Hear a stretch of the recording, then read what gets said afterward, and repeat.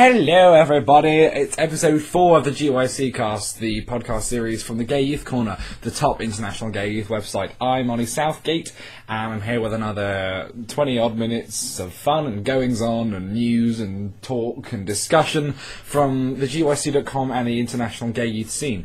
I've got some very interesting things to talk about this week, and here are just a few of them. Well, last week I was on the forums talking about whether it's easier or harder for celebrities to come out, and we've had some cool responses to that. I found some really interesting statistics gathered from a dating website's users over the last 12 months or so that I want to share with you all. There's some really interesting surprises in there, trust me. Of course, there's the usual headlines and updates from the gay scene around the world in GYC News. Shana's back for another chat with me. I won't bother pretending there'll be a topic, because last time we started on penguins and ended up talking about what a hot little thing Hamish Priest was. And finally, as Glee comes under fire for using the word tranny in a recent episode, we're asking which words the GYC community actually find offensive and which ones everybody just thinks we do. It's November 4th, 2010. I'm Ollie Southgate, and this is episode 4 of the GYC Cast. So, another 2 weeks have gone by, and you're doing better, people. I'm getting a lot of emails, that's nice. If you could send more emails, it makes me feel like people like me, people like the podcast. That's a nice feeling. But Skype! Oh, come on! If you don't have Skype, first of all, where have you been for the last 5 years? It's not that new, I'm going to go with 5 years. And if you do, then you should have added GYC Cast a long time ago, and you should have been sending us messages every day. I haven't had one Skype message in the last 2 weeks. You know how that makes me feel? Makes me feel lonely and hated. I'm looking at the... Oh, God, I've just signed into Skype. And Mark Locke is the only person that's online. The GYC Cast's only online friend is one of its own hosts. Oh, add us on Skype. Our username is GYC Cast, or you can always keep sending us emails at gyccast@thegyc.com. Now, last week I logged on to the GYC forums, as I do quite a lot. I went into big debates. I used to do that quite a lot. And I was asking the question, do we think it's easier or harder for celebrities and people of public interest to come out? Here's what I posted. Hey boys and girls, in the next podcast episode we're talking about celebrities and people of public interest outing themselves, the media attention it attracts, the reaction of fans, and whether this can change a homophobic fan's view on homosexuality. Some might call it easier because they already have a lot of fans and support and a following that love them. Others might call it harder because of the intensity of the media and press attention when they announce it. Let's take Joe McElderry, for example. So the question is it easier or harder for celebrities and people of public interest to come out? We've had some interesting responses. Renegade J says, Dumbledore is perhaps... Did we really start with Dumbledore when I talked about celebrities? It's the first name that came into these people. So, right. Dumbledore is perhaps the only instance of a fictional character being outed. Apparently the crowd cheered when J.K. Rowling outed him. Darren Brown's outing himself was no biggie as far as I'm aware. Joe McElderry first said he wasn't ready for a girlfriend, etc. and wanted to focus on his career, around the time when he first won the X Factor.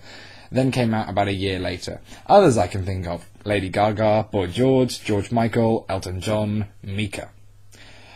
Anyway, anybody who is outed by themselves or others may to some extent become a representative of the LGBT community, whether they like it or not. A celeb coming out would definitely involve coming out to a lot more people than the average LGBT person, though perhaps it is still only those close to the celebrity whose opinions actually matter. Some celebrities may feel forced into coming out, either because they will be outed to the public anyway due to media attention, or due to concerns that their family will find out. I don't know any homophobic people really, but when I next find one, I'll consider asking them how they would feel if their favourite celeb turned out to be gay/bi. Lol. Why do you always finish messages? I'm not talking to you, Renegade J. I'm talking to the whole forum. You always finish your messages with lol when I don't think you're actually laughing at all. Lol. Duncan, it's got 2 N's, says that's a hard question for people like us who are just human. I think it should be harder, because saying they're gay is touching more people. It's not just family and friends, but fans too. Celebrities are images, they're made for sale. So what are the consequences if the awesome actor who all the girls dream about is gay? He will lose a huge part of his fan base. That's just an example of what gay celebrities can be afraid of. At least that's what I imagine. Okay, not every celebrity has fans because of their appearance, but most do. Nevertheless, I've seen many celebrities who came out and they had a lot of cheers from everyone. Like Ricky Martin, who denied his homosexuality for years. That could be a long wait to go through before he dares to say who he really is. Celebs have definitely more pressure than others. I wouldn't be as exposed as they are. But in the celebrity world, personally instead of financially, LGBT are more accepted. Well, thank you, Duncan. I went on to add on to that. Here's a development on that. Do you think that a gay celebrity must come out, or can they just keep their private lives private? Does having that side of your life exposed come hand in hand with being in the public eye? And Renegade Jay was back again. Crazy border man. And he said, it shouldn't do. I don't know what the legalities of it are. You could probably sue a newspaper for causing emotional distress or something if they outed you. Not sure, though. And that debate is still going over on the forums. Head on to the GYC.com, click on discussion board, go into big debates, and that particular topic is called Celebrities Coming Out, Easier or Harder?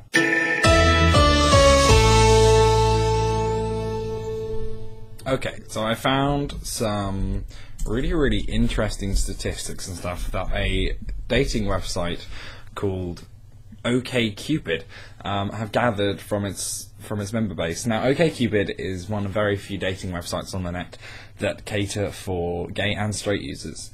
Most websites, there are a lot of websites for gay dating, a lot of websites for straight dating. There aren't that many that are as popular as this one and cater for both. So their data source for all of this is 3.2 million OkCupid users, half gay and half straight. So the first thing to note is that gay people are not sexually interested in straights. They combined through over 4 million searches for matches that people made, and there's virtually no evidence of it. Only 0.6% of gay men on the website have ever searched for a straight man, and only 0.1% of lesbians have ever searched for a straight woman. And only 0.13% of straight people's profile visitors are gay users. Furthermore, in their data set, there was not a single gay user, male or female, who primarily searched for straight people. Another kind of myth about gay people is that they sleep around and have a lot more sex than straight people. Not true, apparently. The statistical reality says that the median reported sex partners, straight men 6, gay men 6, straight women 6, gay women 6. Straight or gay, male or female, the average number of sex partners in the past is 6 for everybody. So we're not as slutty as people say we are. And it's very close in the percentages too. 45% of gay people have had 5 or fewer partners versus 44% for straight people. 98% of gay people have had 20 or fewer partners versus 99% for straights. It turns out that a tiny fraction of gay people have created the public image of gay sexual recklessness.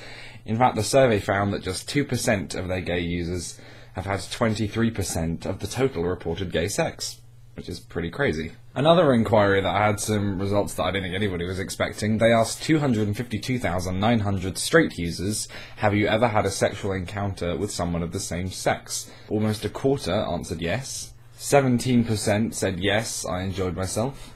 6% said yes, and I didn't enjoy myself.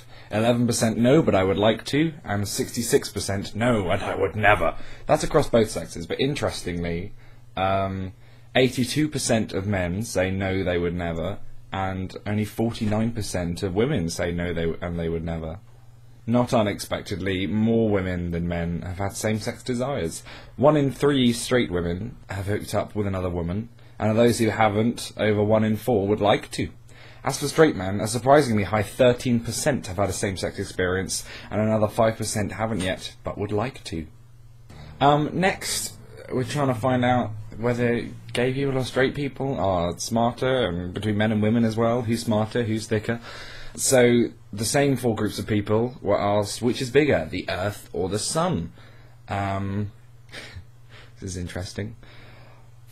5% of straight men and 5% of gay men answered the Earth.